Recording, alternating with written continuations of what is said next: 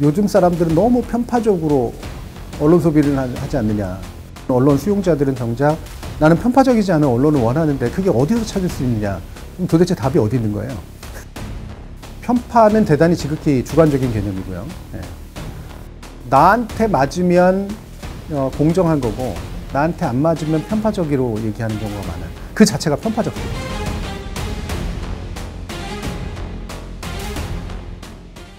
저는 지금 한양대학교에서 저널리즘 전공으로 학생들을 가르치고 있고요. 그리고 시민교양학교인 패시칼리지를 같이 운영하고 있습니다.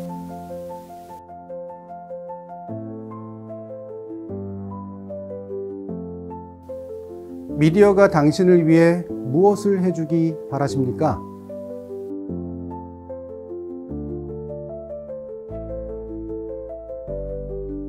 그럼 언론이 이렇게 신뢰받지 못하게 된 데는 다양한 이유가 있을 것 같은데 그 중에 가장 큰 이유가 뭐라고? 저는 자신이 져야 될 사회적 책임에 비해서 그 책임의 무게를 지나치게 가볍게 여기는 경향이라는 게 일단 국민들한테 많이 인지되어 있다고 생각을 하고요.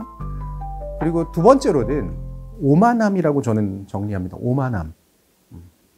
언론이기 때문에 옛날처럼 무서워하거나 언론이기 때문에 일단은 믿어보거나 언론이기 때문에 일단은 좋아하거나 다시 말하면은 옛날에 TV에 나왔대라든가 이런 식의 말들처럼 그런 지는 이미 오래됐다는 거죠. 그런데도 여전히 저는 오만한 것 같아요. 네. 보도의 태도라든가 이런 것들이 되게 가르치려는 훈계조의 경우들이 굉장히 많아요. 그리고 훈계하지 않고 설득해야 된다거나 예를 들면 잘못한 것 또는 뭔가 부족했던 것들에 대해서 좀 솔직할 필요가 있는 것들에 대해서 계속해서 부정하거나 무시하거나 다른 오만함으로 메꾸려고 하는 그런 모습들을 많이 보입니다. 이 태도는 현재 이 민주주의 환경이나 시민적 환경, 미디어 환경에는 대단히 안 어울리는 태도예요.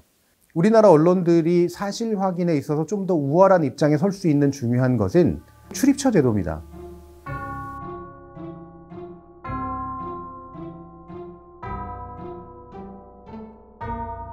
정보 접근에서 훨씬 더 독점적인 지위를 차지하고 있는 기성의 언론들이 출입처에서 얘기해 주는 것들을 충분히 잘 검증해서 잘 정제된 정보로서 제공했느냐?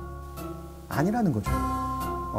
이른바 따옴표 저널리즘이라고 그냥 그들이 얘기한 것들을 퍼다 나르는 것 수준에 불과한 그게 일종의 스피커지 무슨 언론이냐라는 거죠. 저는 기성 언론의 잘못됨을 전형적으로 보여주고 있는 케이스가 지금의 내란 국면이라고 생각을 합니다.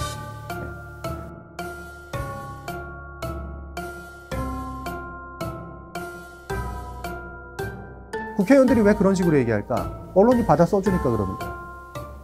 언론이라고 하는 건 본질적으로 민주적 질서 위에서만 번성할 수가 있어요. 다시 말하면 자신의 의견을 자유롭게 표출하고 그리고 다양한 사람들의 권리가 보장되는 조건 속에서 자신의 권리도 보장되는 민주적 질서 안에서 언론은 비로소 자유로울 수가 있습니다. 민주주의라는 거는 모든 목소리가 다 동일하게 존중받아야 된다는 게 아니다. 민주적 질서, 헌정 질서를 인정하는 목소리가 동등하게 존중받아야 된다는 것이다. 지금의 언론들은 대부분이 나쁘다라고 얘기할 수밖에 없는 게 민주적 헌정 질서를 존중하는 제일 가치를 하고 있지 않아요. 오히려 제일 가치는 그냥 보도한다지. 아무 목소리든 간에. 두 번째, 이게 돈이 되면 더 많이 보도한다지. 그리고 여기에 의견이라는 이름으로 사실은 특정 개인의 인격을 말살하고 권력 비판이라는 이름 또는 권력 감시라는 이름으로 권력자의 개인들의 어떤 사생활이라는 이런 것도 무분별하게 침범하는 그런 식으로 완전히 난도질을 하는 그렇게 함으로써 더 많은 트래픽을 얻고 더 많은 어떤 광고 수익을 얻는 이와 같은 행위를 이미 하고 있었다. 여기에 대한 반발감도 이미 누적되어 있었다. 거기에 대한 어떤 저항으로서 새로운 언론 내지 새로운 언론 행위에 대해서 대안을 찾고자 하는 시민들의 요구는 무시할 수 없는 것이다. 이렇게 봅니다.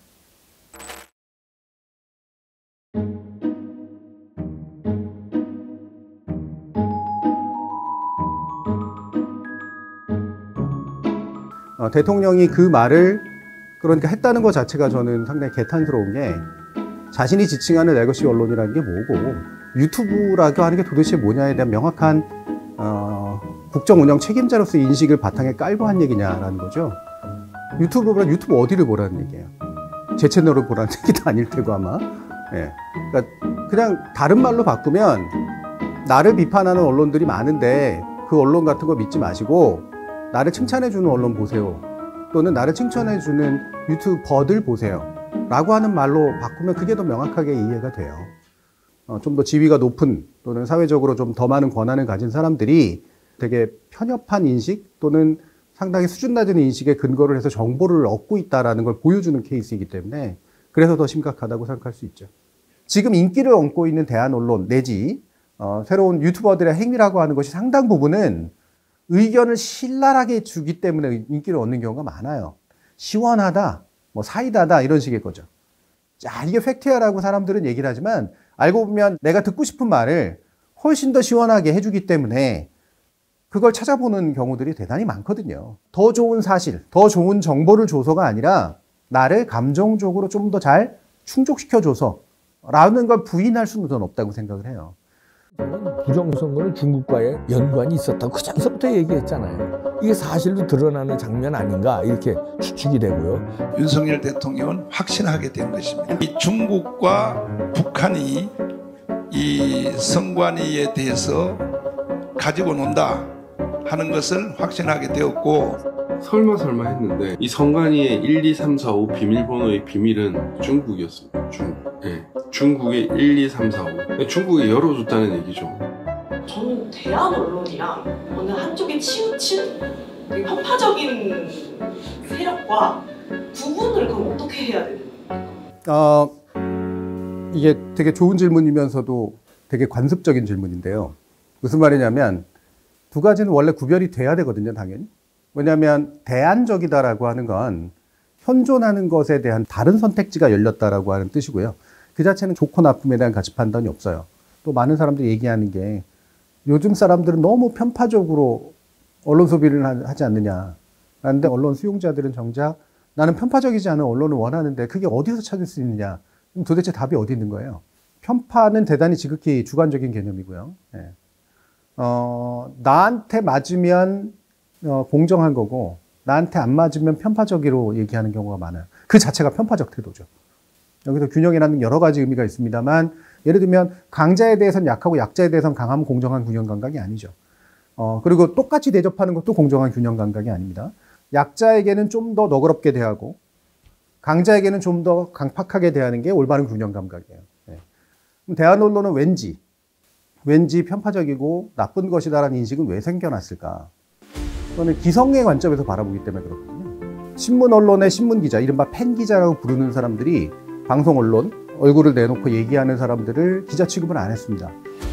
기사를 쓰지 않는다 이거죠. 스크립트를 가지고 읽는다라고, 앵무새라고 얘기를 했습니다. 근데 지금의 방송 언론은 이미 레거시 미디어의 굉장히 중요한 주축이 되지 않았습니까?